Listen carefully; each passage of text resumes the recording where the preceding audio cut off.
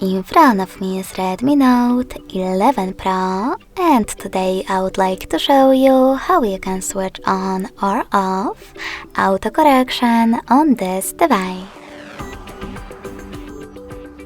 You need to begin by opening Settings. Now scroll all the way down and choose Additional Settings. Following that, click on Languages and Input, Manage Keyboards, and Gboard. Then select Text Correction. Scroll down just a bit and click on this switcher next to autocorrection to turn it off or on.